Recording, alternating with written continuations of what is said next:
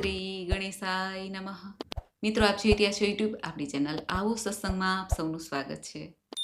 મિત્રો, આ વિડીયોમાં આપણે સાંભળવાના છીએ વૈશાખ માસના શુક્લ પક્ષની એકાદશી, મોહિની એકાદશી. જે મોહિની એકાદશીમાં ભગવાન શ્રી હરિએ મોહિની અર્થાત પરમ સુંદરીનું રૂપ ધારણ કરીને દેવતાઓને અમૃતપાન કરાવ્યું. એ ભક્તવત્સલ ભગવાનનું સ્વરૂપ છે, મોહિની સ્વરૂપ. આ એકાદશીની વ્રત કથા સાંભળીશું. જે એકાદશીના વ્રતના મહાત્મ્યની કથા સાંભળવાથી 1000 ગાયોનું દાનનું પુણ્ય મળે છે, સાથે જ સર્વે પાપોમાંથી મુક્તિ મળે છે. તેવી આ શુભ અને પવિત્ર એકાદશી છે. આ એકાદશીની વ્રત કથા સાંભળીશું. જો આપને આ વિડીયો પસંદ આવે તો લાઈક કરજો, શેર કરજો. આપ આ ચેનલ પહેલી વખત જોઈ રહ્યા છો તો સબસ્ક્રાઈબ કરી લેજો, જેથી આવનાર આ વિડીયોની માહિતી આપ સુધી તુરંત પહોંચી શકે. ધન્યવાદ. મુકુમ કરોતિ વાચાલમ પંગુમ લંઘયતે ગિરિમ યત કૃપાતમહમ વંદે પરમાનંદ માધવમ. બોલો ભગવાન લક્ષ્મીપતિ નારાયણની જય. મિત્રો, એકાદશી એટલે 11મી તિથિ, જે ભગવાન વિષ્ણુને અત્યંત પ્રિય આ તિથિ છે. આજે ભગવાન નારાયણનું પૂજન અર્ચન કરીને ભક્તો મનોવાંછિત ફળની પ્રાપ્તિ તો કરી શકે છે, સાથે જ ભગવાનની કૃપાથી સર્વે પાપો નષ્ટ થાય છે અને 1000 ગોદાનનું પુણ્ય પ્રાપ્ત થઈ જાય છે. આ એકાદશીનું વ્રત કરવાથી શારીરિક માનસિક કષ્ટ પણ દૂર થાય છે અને આ એકાદશીના વ્રતના પ્રભાવથી એવું પણ કહેવાય છે કે મનુષ્યના જાણે અજાણે થયેલા દોષોમાંથી પણ મુક્તિ મળે છે. જો કે આપણે ભગવાનનું સંકીર્તન નામ જપ કરવાથી પણ દોષો પાપોમાંથી મુક્તિ મળે છે. આ એકાદશીનું વ્રત એવું છે કે જો ભક્તો આ એકાદશીનું વ્રત કરે કે ન કરે તો પણ ભગવાન નારાયણનું પૂજન કરે, મંત્ર જાપ કરે, ગીતાજીનો પાઠ કરે, વિષ્ણુ સહસ્ત્ર નામ પાઠ કરે, સાંભળે તો પણ પુણ્યના ભાગી બની જાય છે. આ એકાદશીનું વ્રત એવું પણ છે કે જે મહિલાઓ માસિક ધર્મમાં હોય તો પણ વ્રત કરી શકે છે, પૂજન નથી કરી શકતા. અને ઘરમાં સૂતક હોય, કોઈનું જન્મ મૃત્યુ હોય તો પણ વ્રત થાય છે, પૂજા થતી નથી. વ્રતનો પ્રભાવ છે કે મનુષ્યના અંદરના દોષો તથા બહારના પાપો નષ્ટ થાય છે. અંદરના દોષો અર્થાત મોહ, માયા, અહંકાર આદિ દુર્ગુણ છે, જે મનુષ્યના શત્રુ છે, તેનો નાશ થાય છે. અને બહારથી પણ જો કોઈ શત્રુ હેરાન પરેશાન કરતા હોય તે પણ શાંત થઈ જાય છે. એવી આ મોહિની એકાદશી છે. આજના દિવસે ભગવાન નારાયણે મોહિની રૂપ ધારણ કર્યું હતું, માટે આ એકાદશીને મોહિની એકાદશી કહેવાય છે. આપણા ઋષિમુનિઓએ પાપ પુણ્ય સ્વર્ગ નર્ક આદિનો વિચાર ધ્યાનમાં લઈને મનુષ્યને સારા માર્ગે ચાલવા માટે, સારા કર્મ કરવા માટે વ્રત, જપ, તપ, ઉપવાસનું જે સૂચન આપેલું છે, તેમાં એકાદશીનું મહાત્મ્ય ઘણું છે. તીર્થોમાં જઈને પણ જો એકાદશીના વ્રતનું પાલન કરવામાં આવે તો 1000 ગણું પુણ્ય પ્રાપ્ત થાય છે. આમ જોઈએ તો મહિનામાં 2 એકાદશી પડે છે અને વર્ષની કુલ 24 થાય છે. જ્યારે પુરુષોત્તમ માસ 3 વર્ષે આવે છે ત્યારે 2 એકાદશી એ કુલ 26 એકાદશી થાય છે. આ 26 એકાદશીનું મહાત્મ્ય ઘણું છે. જો આ બધી એકાદશીનું વ્રત આપણે ન કરી શકીએ કોઈ પણ કારણસર, તો વર્ષની 2 એકાદશી મુખ્ય છે, જેને કરવાથી સર્વે એકાદશીનું પુણ્ય પ્રાપ્ત થાય છે. તે છે દેવશયની એકાદશી અને દેવ ઉઠની એકાદશી, જે ચાતુર્માસ દરમિયાન આવે છે. આ એકાદશીનું વ્રત કરવાથી પ્રભુ પ્રસન્ન થાય છે, ચાતુર્માસનું ફળ પ્રાપ્ત થઈ જાય છે. આ એકાદશીને દુઃખ નિવારણ, પાપોને હરનાર ઉત્તમ એકાદશીના વ્રત તરીકે પૂજાય છે. એકાદશીનો અર્થ થાય છે પોતાની 10 ઇન્દ્રિયો અને 1 મનને નિયંત્રિત કરવું, પ્રભુમાં જોડવું અથવા તો પોતાના આત્મ ઉદ્ધારમાં જોડવું. કામ, ક્રોધ, લોભ, મોહ, કુવિચાર આદિથી બચવું. એકાદશી એક તપસ્યા છે, જે કેવળ ભગવાનમાં આપણને જોડે છે, ઈશ્વરની સાધના મહેસૂસ કરાવે છે અને મનને પ્રસન્ન રાખે છે. આ એકાદશીનું વ્રત જે ભક્તો રાખવા માંગે છે તેઓ વહેલા ઉઠીને સ્નાનાદિથી પરવારીને શુદ્ધ વસ્ત્ર ધારણ કરે. ભગવાન શ્રી નારાયણનું કોઈ પણ સ્વરૂપ હોય તેમાં મોહિની સ્વરૂપની આરાધના કરવી જોઈએ. ધૂપ, દીપ, નૈવેદ્ય, તુલસી દલ, માખણ, મિશ્રી આદિનો ભોગ લગાવવો. રાતના સમયે દીપદાન કરવું. આખી રાત જાગરણ ન થાય તો રાત્રે 12 વાગ્યા સુધી જાગરણ કરવું. ભગવાનને ફરી પીળા પુષ્પો, ધૂપ, દીપ, નૈવેદ્ય આદિથી બીજી સવારે એટલે કે બારસની તિથિ હોય ત્યારે સવારે પૂજન કરવું. અને આ વ્રતનું જે પારણ કર્યું છે, જે આપણે એકાદશીનું વ્રત, એકાદશીની તિથિ પ્રમાણે આપણે સંકલ્પ કર્યો હોય તેને છોડવાનું હોય છે, જેને પારણ કહેવાય છે. ત્યારે ફરી દાન પુણ્ય કરીને ભગવાનની આ એકાદશીનું વ્રત છોડાય છે અને તુલસી દળ લઈને ક્ષમા પ્રાર્થના કરીને આ વ્રતને છોડીને દાન પુણ્ય કરીને આપણે સાત્વિક ભોજન લઈ શકીએ છીએ. આ દિવસે બ્રાહ્મણોને દાન દક્ષિણા અપાય છે, જરૂરિયાતમંદને દાન પુણ્ય કરવું, પશુ પક્ષીને દાણા ચણની વ્યવસ્થા કરવી, કીડિયારું પૂરવું, ઉનાળો છે એટલા માટે. અને આ રીતે આ વ્રત પૂર્ણ થાય છે. ભગવાન નારાયણે મોહિની રૂપ શા માટે ધારણ કર્યું તેની કથા પણ નિરાળી છે. પૌરાણિક કથા અનુસાર જ્યારે સમુદ્ર મંથન થયું, સમુદ્રમાંથી રત્નો પ્રાપ્ત કરવા માટે દેવતાઓ અને દાનવોએ મળીને આ મંથન કર્યું અને સમુદ્રને મથતા ગયા. તેમાંથી 14 રત્ન પ્રાપ્ત થયા. સાથે અમૃત કલશ પણ પ્રગટ થયો. તે અમૃત કલશને પ્રાપ્ત કરવા માટે, અમરત્વ પ્રાપ્ત કરવા માટે દેવતાઓ અને દાનવો વચ્ચે યુદ્ધ શરૂ થયું. ત્યારે બ્રહ્માજીએ ભગવાન નારાયણને પ્રાર્થના કરી. ભગવાન નારાયણે અમૃત કલશ પોતાના હસ્તમાં લઈને દેવતાઓને અમૃત પાન કરાવ્યું. તો મિત્રો, આપણે સાંભળ્યું મોહિની એકાદશીનું મહાત્મય તથા વ્રતવિધિ અને મુહૂર્ત. હવે આપણે સાંભળીએ આ એકાદશીની વ્રત કથા. બોલો ભગવાન લક્ષ્મીપતિ નારાયણની જય. એક વખત ધર્મરાજ યુધિષ્ઠિરે ભગવાન શ્રી કૃષ્ણને પૂછ્યું, હે પ્રભુ, વૈશાખ માસની એકાદશીનું નામ શું છે? શુક્લ પક્ષમાં આવતી આ એકાદશીનું ફળ શું છે? તેની વિધિ કઈ છે? તેનું મહાત્મય શું છે? તે મને જણાવો. આ સાંભળીને ભગવાન શ્રી કૃષ્ણ રાજા યુધિષ્ઠિરને કહે છે, હે ધર્મરાજ, પૂર્વકાળમાં પરમ બુદ્ધિમાન શ્રી રામચંદ્રજીએ મહર્ષિ વશિષ્ઠજીને આ જ વાત પૂછી હતી, જેને આજે તમે મને પૂછી રહ્યા છો.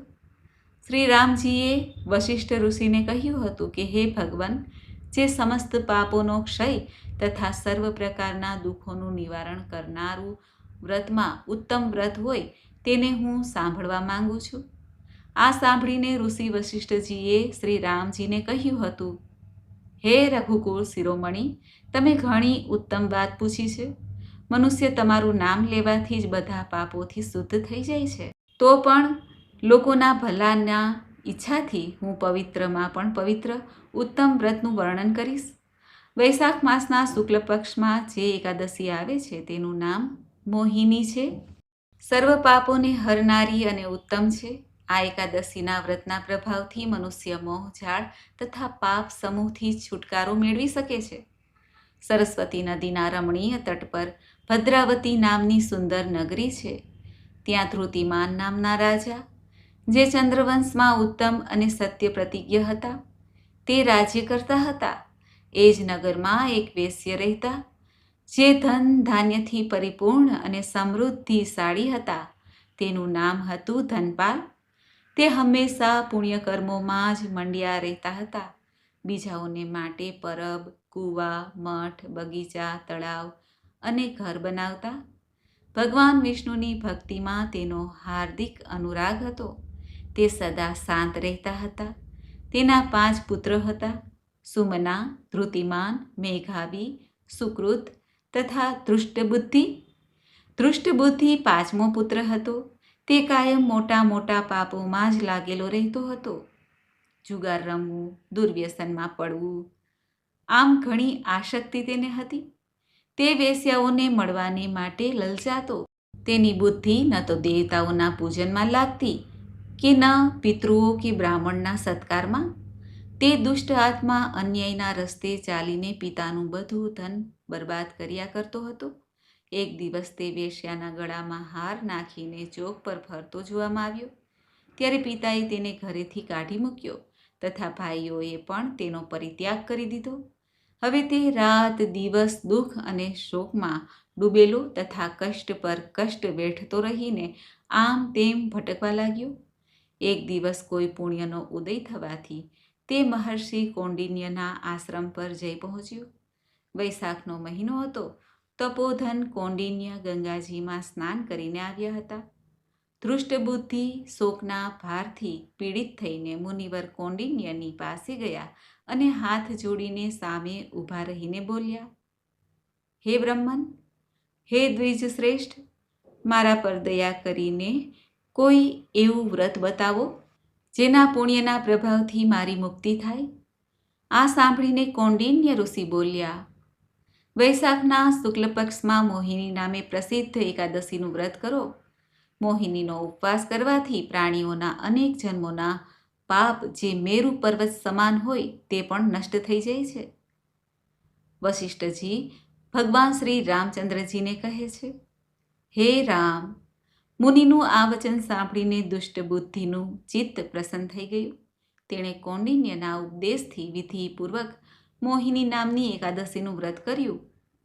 હે નૃપશ્રેષ્ઠ, આ વ્રતને કરવાથી તે નિષ્પાપ થઈ ગયો અને દિવ્ય દેહ ધારણ કરીને ગરુડ પર આરૂઢ થઈને સર્વ પ્રકારના ઉપદ્રવોથી રહિત વિષ્ણુ ધામમાં ચાલ્યો ગયો. આ રીતે આ મોહિનીનું વ્રત ઘણું ઉત્તમ છે. આ વ્રતના મહાત્મ્યને સાંભળવાથી વાંચવાથી સહસ્ત્ર ગોદાનનું પુણ્ય પ્રાપ્ત થાય છે. એવી રીતે કુર્મ પુરાણમાં વૈશાખ શુક્લ પક્ષની મોહિની એકાદશીનું મહાત્મ્ય કહેવામાં આવ્યું છે. બોલો લક્ષ્મીપતિ નારાયણની જય.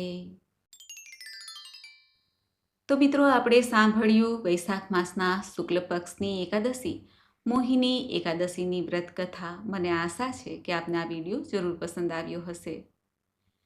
મોહિની અર્થાત મોહમાં નાખનારી અથવા તો મોહથી બચાવનારી એકાદશી. ભગવાન શ્રી હરિ પ્રત્યે આપણો સાચો ભાવ હોય, હૃદયમાં સાચી ભક્તિ હોય તો પ્રભુ આ સંસાર જે મોહગ્રસ્ત છે, માયાગ્રસ્ત છે, માયાના જંજાળમાં ફસાવા માટે જ જીવ અહીં જન્મ લે છે અને અહીંના બંધનમાંથી મુક્તિ માટે પ્રભુને પ્રાર્થના કરે છે. એટલા માટે જે ભક્તો ભગવાન શ્રી નારાયણનું સાચા હૃદયથી, ભાવથી ભક્તિ, પ્રેમ તથા મંત્ર જાપ કરે છે, શ્રદ્ધાથી પ્રભુનું પૂજન કરીને હૃદયમાં સ્થાપિત કરે છે, તેનો મોહ પ્રભુ દૂર કરે છે અને જન્મો જન્મના બંધનમાંથી મુક્તિ મેળવે છે. ભટકવું પડતું નથી. મહાભારતમાં એક કથા પણ આવે છે કે મનુષ્યનો મોહ ક્યારેય છૂટતો નથી. આ ધરતીલોક ઉપર કોઈ પણ ધર્માત્મા, મહાત્મા કે સામાન્ય મનુષ્ય કે જીવ જન્મ લે છે તે મોહ પાસમાં અવશ્ય બંધાય જ છે. તેવી એક કથા મહાભારતની છે. અભિમન્યુના મૃત્યુ બાદ પિતા અર્જુન ઉદાસ રહેવા લાગ્યા હતા.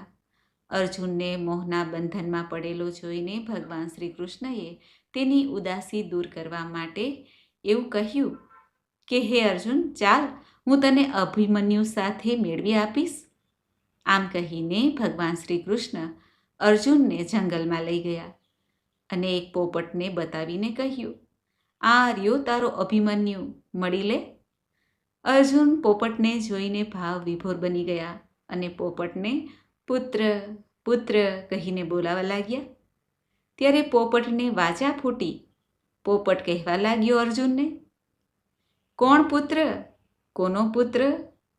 અગાઉ અનેક વાર હું પણ તારો પિતા રહી ચૂક્યો છું અને તું મારો પુત્ર. હું અને તું અનેક વાર જન્મ્યા છીએ, મર્યા છીએ. હસ્તિનાપુરમાં ધૃતરાષ્ટ્ર એક જ પુત્ર મોહમાં અંધ નથી. હે અર્જુન, તું પણ અંધ છે. કોઈ પિતા નથી, કોઈ પુત્ર નથી. આ બધી માયા છે. જ્ઞાનની આડે માયાનું આવરણ આવી જતાં મોહ ઉત્પન્ન થાય છે. માટે તારા વિવેકને જગાડ. હે જીવ, તું વિષયો ભોગનો ત્યાગ કરીને તારા સત્ય સ્વરૂપને ઓળખ, તો જ તું શાશ્વત સુખને મેળવી શકીશ.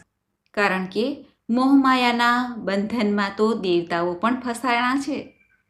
જેમ માયા વડે ત્રણેય લોકના જીવો ઠગાઈ રહ્યા છે.